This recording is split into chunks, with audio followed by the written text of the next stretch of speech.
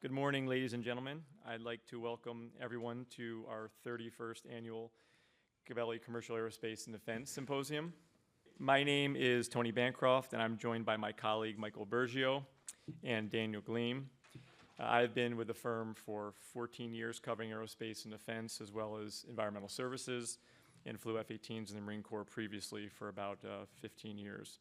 Michael has been covering the industry for about 4 years, and Daniel recently joined us and has covered European aerospace and defense for about 12 years. Okay, we believe this is a fantastic time to host an aerospace and defense conference, given the dynamics playing out as commercial flying recovers and geopolitical uncertainty remains globally. Today, some of the companies we are hosting bridge both dynamics. But before I begin, I'd like to briefly go over the commercial aerospace and defense industry. Okay, before I go any further, you'll see this slide again, illustrating the long-term demand projection for the commercial aerospace industry, which gives a good backdrop for the rest of the discussion. Although COVID had a severe impact on global commercial air traffic in the near term, the longer-term outlook remains relatively intact at about $14 trillion, or about $700 billion annually, addressable market over the next 20 years, $9 trillion in airplane production, and about $5 trillion in services. All right, let's start off about talking about the last 20 years. Airbus and Boeing both expanded commercial aerospace markets with planes like the A320 legacy and the Boeing 737 legacy. The industry has been driven by mostly aluminum planes with smaller, less efficient engines. Over the next 20 years, you'll see planes that are more fuel efficient with 50 to 60% carbon fiber and specialty alloys like the A350 and the Boeing 787. Before we get to that, though, we have sort of three near-term dynamics in the industry I call the 3Bs: backlogs and build rates, business travel, and then Beijing tariffs. Backlogs or supply chain backlogs, to be more specific, are hindering production rate increases. Boeing CEO Kelly Ortberg has stated that ongoing and perpetual in nature periods of production rate increase will be hampered by supply chain limitations. On top of that, the FAA is expecting to keep Boeing at 38 per month on the 737 in the near term. Secondly, business travel has been impacted by COVID and its variants. Business travel is only about 12% of actual passenger traffic, but up to 75% of profitability for certain airlines. It's expected that corporate air travel spending will not return to 2019 levels until after 2026. Currently, corporate bookings remain 20% below pre-COVID levels. The industry has evolved to somewhat of what we call leisure travel, where employees are tacking on vacation to business trips. And then thirdly, and probably most importantly, is Beijing tariffs and the uncertainty that remains around that. Although China has resumed deliveries of Boeing planes in 2025, recent talks of a Boeing 500 plane order have been noted. It is speculated about half the planes, or about 1,000 planes in Boeing's backlog, are going to China. So there's some near-term potential optimism. Okay, here's the China fleet breakdown, about 120 planes on back order that are actually officially on the order book, and about 800, 900 of those orders that are going to be going to China from other sources through unidentifieds. But more importantly, there are about 20% of the expected future orders for the global fleet, and will need 9,000 aircraft over the next 20 years. Okay, as you can see, travel resiliency over the long term has historically been stable, despite geopolitical and financial market challenges and global pandemics. Obviously, compared to others, the COVID was more impactful, but air travel has actually surpassed on a passenger basis pre-COVID levels. This summer, TSA recorded the highest travel numbers ever. Over the 4th of July weekend, the highest ever one-day travel actually occurred. So where does this lead us? The long term. Over the long term, global commercial travel fundamentals that have driven air travel for the past 5 decades and doubled air traffic over the past 2 decades remain intact. This is mainly driven by over 300 million people entering the middle class in China and India over the next 10 years. And this turns into a multiplier effect with more consumer spending that directly relates to more air travel. Global revenue passenger kilometers, or RPKs, are expected to grow from 8 trillion in 2023 to 21 trillion in 2024. Airline market liberalization, deregulation continues to stimulate growth, while governments are investing in infrastructure, new airports, and allowing for increased capacity. Technologies improved air traffic control, rerouting, airport management, gate optimization for longer working hours, and the low-cost carrier model has reduced ticket prices, allowing for more passenger traffic. So here we are looking back and looking forward. The CMO in 2004 expected 25,000 jets to be delivered. The MAX grounding and COVID accounted for about 3,000 lost jets delayed from 2019 to 2023. So it actually turns out the CMO is pretty accurate with that forecast. But let's talk about the first slide that I showed, the earlier slide I showed. The global fleet is expected to grow by almost 27,000 planes to 50,000 over the next 20 years. About 44,000 new planes will be needed for growth and replacement. Of that 44,000, most will be going to single aisle, where we're seeing, essentially the current entire fleet will be matched by the amount of growth over the next 20 years just in single aisle alone. The backlog, although we've seen some cancellations and deferrals from customers, overall the net backlog has grown has actually grown during COVID. There's still about a 10-year plus backlog at normalized rates. Airbus has almost 9,000 planes on order. Boeing has 6,500, and I added COMAC this year with expected of 1,200 plane backlog. To go through the numbers quickly, both Boeing and Airbus had lower production rates through COVID, but they're coming back. This has turned around. Airbus looking to increase 320 production to 75 by 2027, and A350 to 12 by 2028. On the Boeing side, Boeing has struggled since the January 5th incident, but improving their quality, looking to try to get to 42 by the end of this year, maybe early next year, and the 787 is at 7 now, going to 10 by 2026.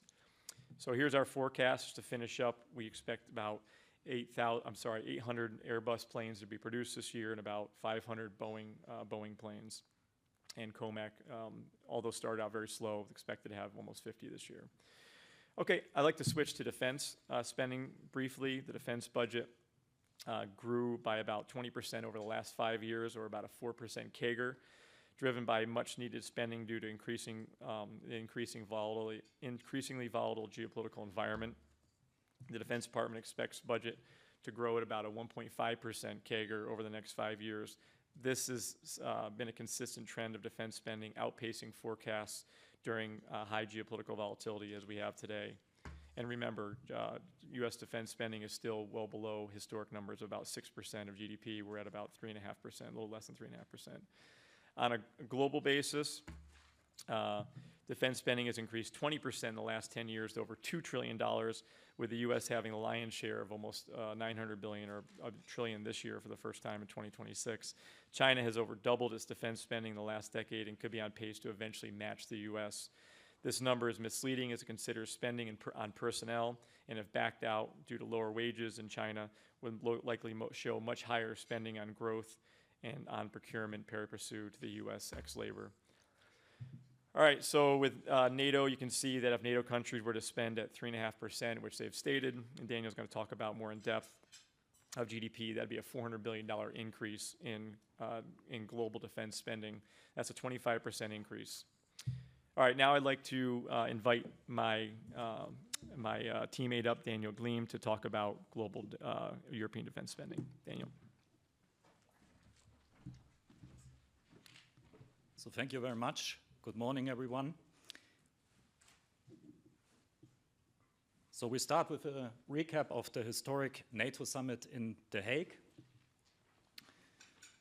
NATO Europe committed to spending 5% of GDP on defense, 3.5% on core, and 1.5% on infrastructure. That compares to more than 2% core before, and an actual spending of 1.5% on average before the invasion of Ukraine.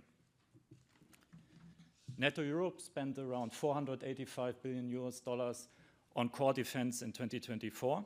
The key contributors are Germany with $100 billion, or 20%, followed by the UK and France. We estimate core expenditure to grow at the low teens CAGR and to reach 3% of GDP by 2030. Core expenditure can be further divided into two main segments: military equipment and other, which is mainly personnel. In 2024, NATO Europe spent around $155 billion on military equipment, and we estimate the equipment share to rise sequentially, and equipment expenditure therefore to grow stronger at a mid-teens CAGR until 2030. Germany is the key growth driver of European defense, contributing more than 25% of absolute spending growth. Visibility is also high because after the NATO summit, already Germany released its core defense budgets for the next 5 years. Therein, Germany plans to reach NATO spending targets 6 years early, with 3.5% of GDP in 2029. Germany also just published an equipment budget draft for 2026. This includes 48 billion in actual equipment spending, but more importantly, also a spending authorization for 325 billion. This means Germany can commit to order volumes worth 8 times the annual spending in the short term. Key positions are vehicles and ammunition, and in my view, the magnitude of this order pipeline is likely to act as a catalyst for European defense. So we look at a very lively fall. Germany is to brief the primes on all expected deliveries until 2035. In September and November, there will be the formal approval of the 25 and 26 equipment budget drafts. And in November, with this visibility, there will be several capital market days with new midterm targets. More details on European defense can be found on our white paper, which is also available on our website. So in summary, global aerospace and defense is running on all cylinders across both verticals. Civil aerospace is expected to continue growing with over 10 years worth of backlog, and the defense industry is to witness a 10-year plus super cycle driven by higher NATO spending. So let me quickly walk you through today's agenda. We start with Textron, followed by Moog, Heiko, and Crane. Then we look at Elbit, Standard Aero, Albany International, and Ducommun. There will be a lunch at 12, followed by Astronics, New Horizon, and Graham Corp, followed by Rheinmetall, Curtiss-Wright, Redwire, and Drone Shield. And we close off with Aero Group, TAT, Bridger, and Astronav. And finally, Apex Aerospace. So we have a presentation format followed by Q&A. If you want to raise questions, please raise your hands during the Q&A session. And if you follow us by Zoom, please use the chat function. Our team will then ask the questions.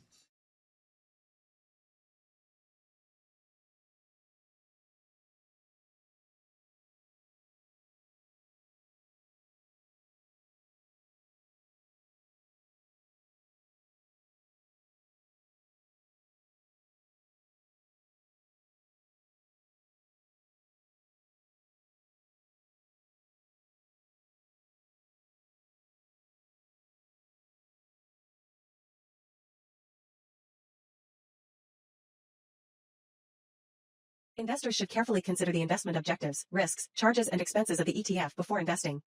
The prospectus, which contains more complete information about this and other matters, should be read carefully before investing. To obtain a prospectus, please call 800-GABELLI or visit www.gabelli.com.